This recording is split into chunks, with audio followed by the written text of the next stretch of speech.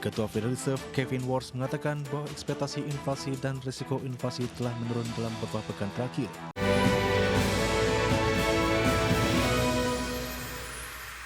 Ketua Bank Sentral Amerika Serikat Kevin Warsh mengatakan bahwa ekspektasi inflasi dan resiko inflasi telah menurun dalam beberapa pekan terakhir. Warsh menegaskan bahwa The Fed akan mempertahankan independensi dan tetap fokus pada stabilitas harga.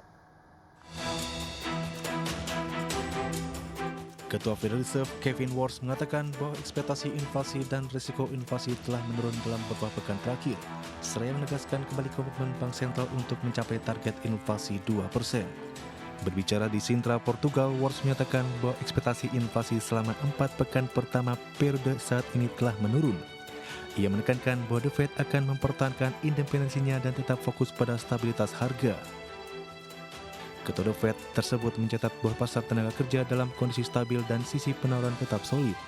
Warsh menolak memberikan panduan ke depan mengenai kebijakan moneter dengan mengatakan bahwa The Fed akan menentukan arah baru untuk mengambil keputusan yang lebih baik. Komentar terbaru Warsh The Fed tersebut sebagian besar memperkuat nada hawkish yang ditetapkan selama konferensi pers FOMC pertamanya. Sambil mengakui beberapa perbaikan dalam dinamika inflasi, Warsh tidak memberikan indikasi bahwa The Federal Reserve menjadi lebih nyaman dengan inflasi yang tetap di atas target. Sebaliknya, ia menegaskan kembali bahwa memulihkan stabilitas harga tetap menjadi tujuan utama Bank Sentral. Berbagai sumber untuk ID Action.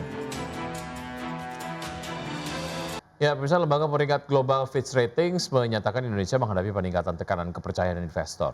Fitch menyebut tekanan kepercayaan investor meningkat di tengah volatilitas pasar domestik yang dipicu oleh tekanan eksternal serta kekhawatiran terhadap kredibilitas kebijakan, disiplin fiskal dan tata kelola pasar modal.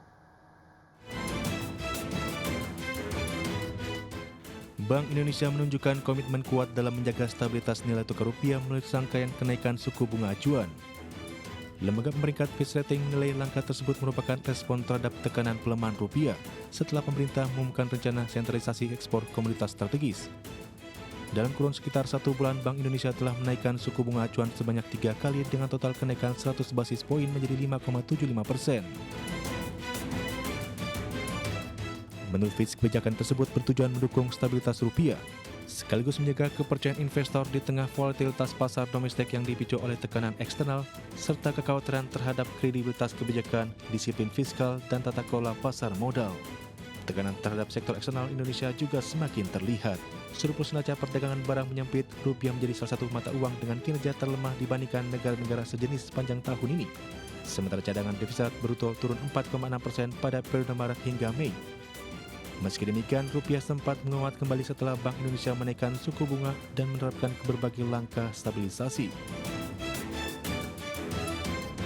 Saat merevisi prospek peringkat utang Indonesia dari stabil menjadi negatif pada awal Maret 2026, Fitch telah mengingatkan bahwa sentimen investor yang rapuh dapat meningkatkan tekanan terhadap sektor eksternal, mendorong kenaikan biaya pinjaman pemerintah dan mengurangi bantalan cadangan devisa. Berbagai sumber untuk ID Action. Pemirsa, PT DVI Retail Nusantara Tbk menyiapkan sejumlah strategi untuk menjaga pertumbuhan bisnis sepanjang tahun 2026. Perseroan akan mempercepat ekspansi jaringan Guardian melalui skema lisensi dan waralaba, sekaligus memperkuat kanal digital IKEA di tengah tantangan daya beli dan ketidakpastian ekonomi. Emiten pengelola jaringan Guardian dan IKEA PT DVI Retail Nusantara Tbk menyiapkan sejumlah strategi untuk menjaga pertumbuhan bisnis sepanjang tahun 2026. Perseroan akan mempercepat ekspansi jaringan Guardian melalui skema lisensi dan waralaba, sekaligus memperkuat kanal digital IKEA di tengah tantangan daya beli dan ketidakpastian ekonomi. Presiden Direktur PT DVI Retail Nusantara Tbk Hadrianus Wahyu Trikusumo mengatakan belum dapat memberikan proyeksi kinerja keuangan secara rinci untuk sepanjang tahun 2026. Namun perseroan memastikan realisasi bisnis hingga kuartal 1 2026 serta pencapaian Guardian dan IKEA pada paruh pertama tahun ini masih berada di jalur yang sesuai dengan target internal. Selain melalui lisensi, perseroan juga tetap melanjutkan pembukaan gerai Guardian milik sendiri dengan menyasar pusat-pusat perbelanjaan baru di lokasi strategis yang sesuai dengan kriteria perseroan. Pihaknya berencana memperbanyak peluncuran produk kecantikan lokal dari pelaku UMKM. Sementara itu, strategi yang diterapkan perseroan untuk pertumbuhan kinerja IKEA, perseroan memilih mengoptimalkan kanal digital dibandingkan membuka toko fisik baru. Berbagai sumber untuk ID Action.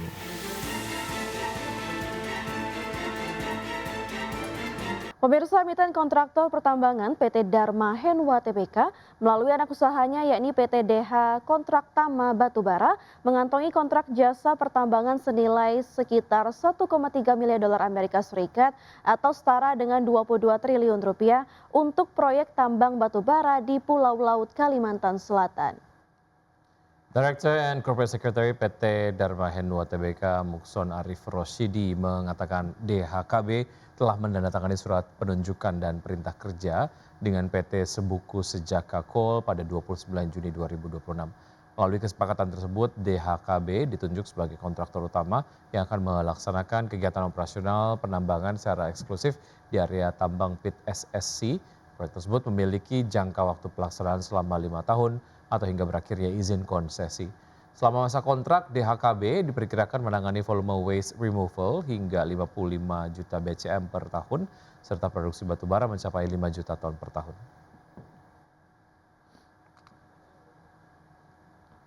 Ya, anak usaha dari Prodia yakni PT Prodia Diagnostic Line Tbk dengan kode saham PRDL resmi menetapkan harga final penawaran umum perdana saham di angka Rp120 per saham. Ya, keputusan ini menandai dimulainya babak baru ekspansi korporasi dengan target raupan dana segar mencapai 62,75 miliar rupiah. PT Prodia Diagnostic Line Tbk dengan kode emiten PRDL resmi menetapkan harga final penawaran umum perdana saham di angka Rp120 per lembar. Melansir prospektus penawaran umum, harga eksekusi tersebut merupakan batas atas dari kisaran awal saat masa penawaran awal yang dipatok antara Rp100 hingga Rp120 per saham. Perusahaan yang berfokus pada penyediaan alat diagnostik ini akan menerbitkan sebanyak 522,9 juta lembar saham baru yang setara dengan porsi kepemilikan sebesar 30%. Lewat penetapan harga final di batas atas tersebut, Prolen berpotensi besar mengamankan total dana segar mencapai Rp62,75 miliar sebelum dikurangi oleh kewajiban biaya emisi. Terkait rincian alokasi penggunaan dana, manajemen menargetkan sekitar 57% atau senilai Rp35,66 miliar untuk melunasi fasilitas pinjaman kepada Bank Sentral Asia dan Bank Panin.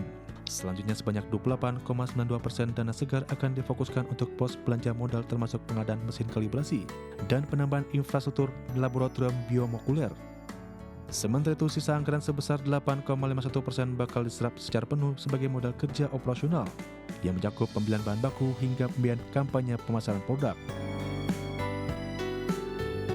Dalam mengeksekusi aksi korporasi penggalangan dana ini, perseroan telah menunjuk Sukor Sekuritas sebagai penjamin pelaksana emisi efek tunggal yang bersedia menanggung 100% penjaminan saham.